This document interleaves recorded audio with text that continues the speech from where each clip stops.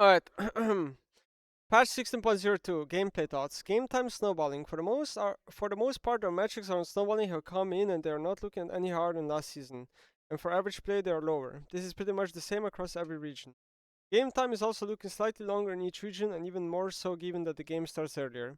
Okay, so yeah, I saw games are lasting like a minute longer on average or whatever. A small amount, they're longer, even though people have been saying that games feel shorter.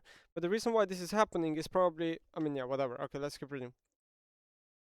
But at the same time, players have reported that games feel a lot faster. We have a few hypo. Certainly, downtime with more frequent minion spawns on home guards make it feel like there's constant action happening. Hitting towers and getting those chunks of damage from crystalline overgrowth both feels more rewarding and more confronting on the receiving end. It feels like progress is being made faster even if it's actually not that much faster. Barons are being taken earlier since they're spawning again at 20 minutes, even though Baron takes are a bit weaker than they were before. Baron now gives you 150 gold per player instead of 300. So games don't typically end after the first Baron. Players have often associated the first Baron take with the game being over, but that is less of a case this season. For now, we're not going to continue making any changes to snowballing and game length, but we'll continue to monitor how things play out.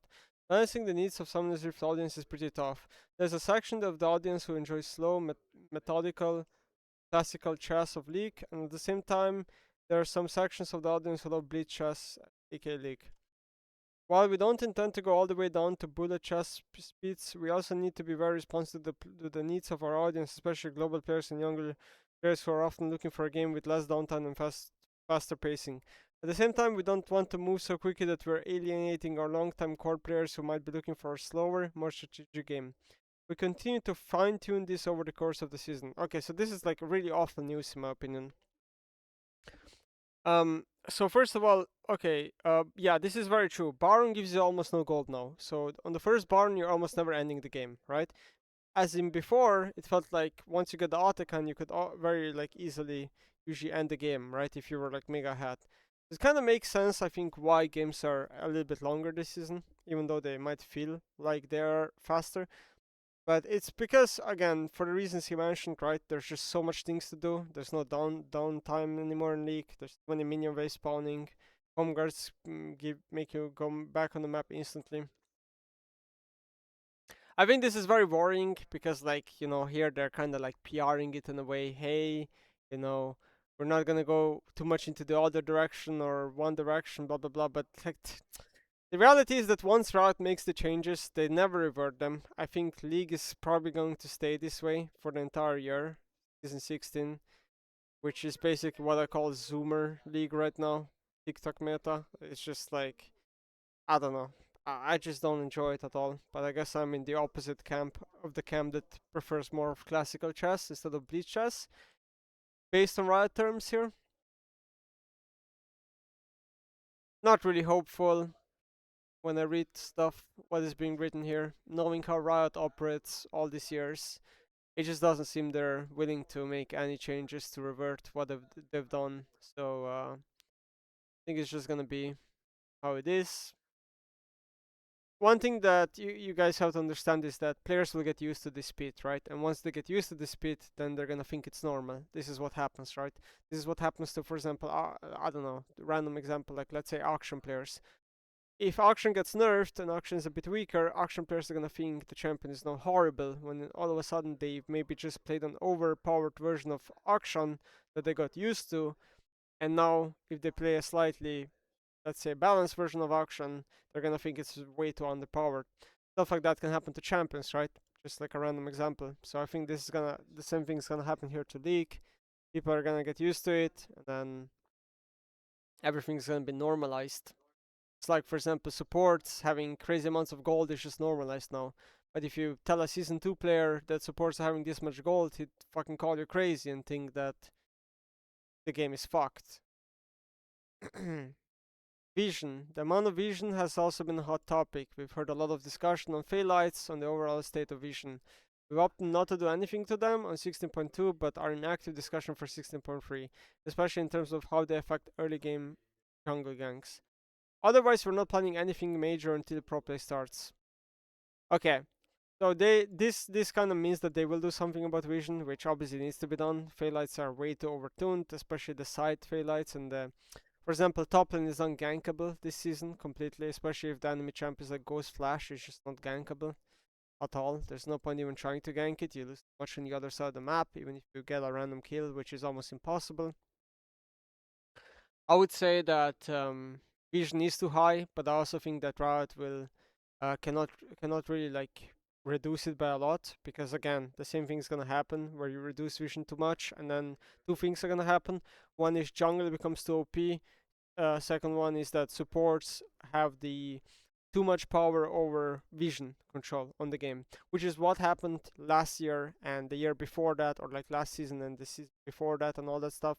I thought myself that supports were having way too much power when it comes to vision control in the game, with both rest trinkets and support item, while laners were only able to deny vision from time to time but never place vision.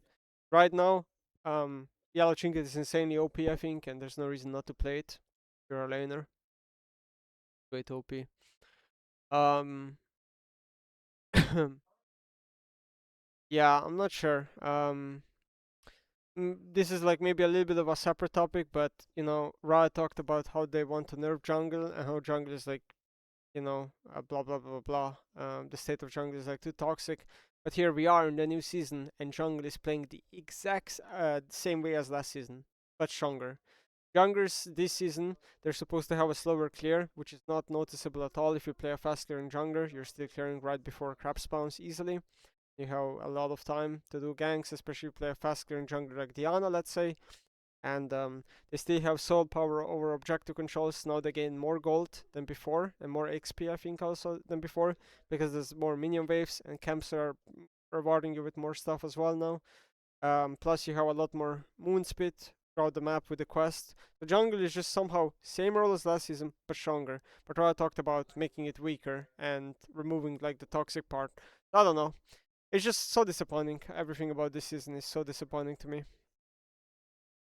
Role agency strategy. We're going to hold a little bit on taking definitive stance on which roles are most and least powerful. We don't feel any are out of line that we don't need to act now. It's been fun to observe how some players are putting roles at the top of their tier list and different players are putting the same role at the bottom. There are things for players to optimize, but so far we've been pretty happy with how the game, especially in the mid game, feels a bit more strategic. Um, so Okay, they don't want to say it even though they already know the answer is happening here. My opinion is that top lane is way too OP. The quest on top lane is way too OP. It's way too easy to make states where a top laner is up 3 to 4 levels, even on a mid laner sometimes. This even happens in our scrims, where top laners can be up 2, 3 levels on a mid laner, which is absurd in my opinion. I just had a solo queue game where I was where the enemy mid was in a pretty good spot, and she was still 2 levels down to her top laner, who wasn't even in that great of a spot. It is The top lane quest needs to be nerfed. I'm actually shocked it is not getting nerfed this patch. Jungle is still way too strong. Mid lane, I think, is the most nerfed role in season 16. I'm not sure if I would say it's the weakest, because for me it still looks like it's ADC. But it's for sure weaker role this season. The quest is only good when you complete tier 3 boots and you have the one item spike. That's when mid laners are the strongest, so they have a mid game spike. But past that, they, they get outscaled by top laners and ADCs. ADCs obviously depends, but top laners do outscale mid laners. This means that if you're a mid laner and you go to side in mid game, you're oftentimes now losing against a top laner, because top laners have like 2 levels on you and they win by default. For the most part, obviously, it kind of depends which champ you're playing. I think supports are insanely strong right now. Bundle pipes is way too OP, but also, yeah, supports are good. And then ADCs are for sure a bit stronger, but the 7th item slot is a complete meme. That part of the quest is a meme. I literally never see ADCs on 7 items. It's not even close. Um, the gold part of ADC is a little bit better, based on like some statistics. ADCs are getting around 500 to 1,000 more gold per game compared to last season, which is nice. But and crits are doing a lot more damage, and that's very noticeable. So the game is a lot more about crit ADCs right now. Um, so anything else here? So they're talking about like support class and control word binding. Yeah, okay, that makes sense. Some bug fixes. Cassio PI is looking horrible.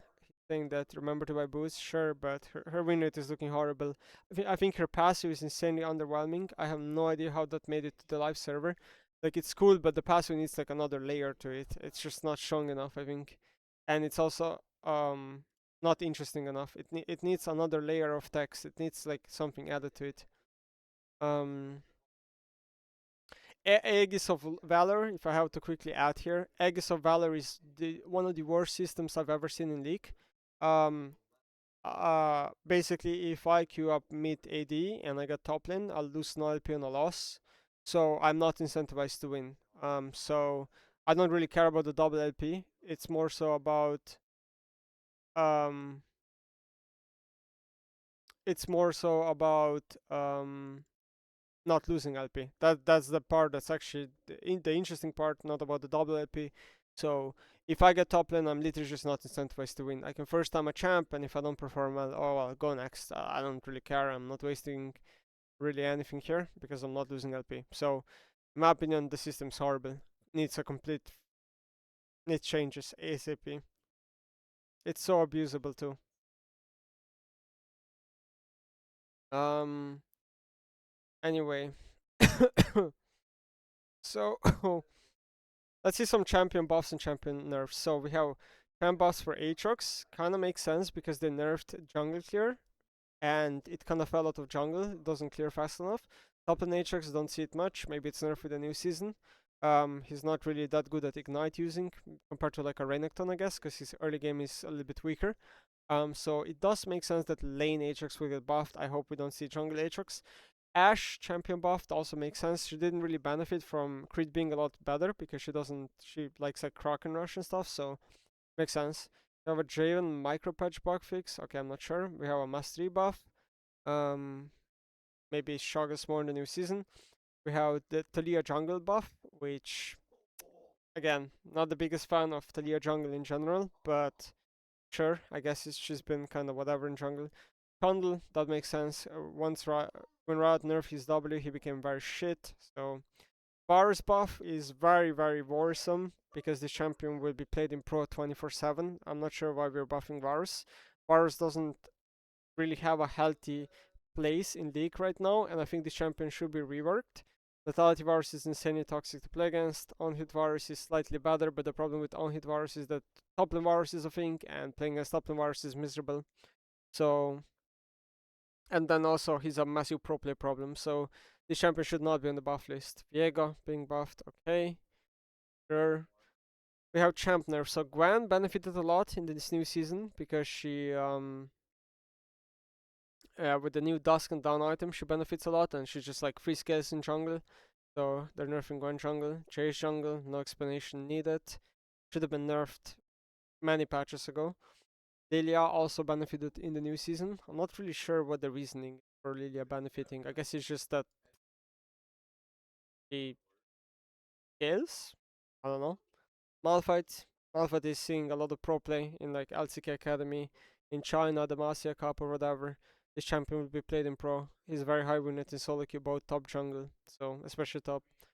Nuno in the new season with home guards got massively buffed because he rolls snowballs a lot easier, and then because jungle clears are a little bit slower.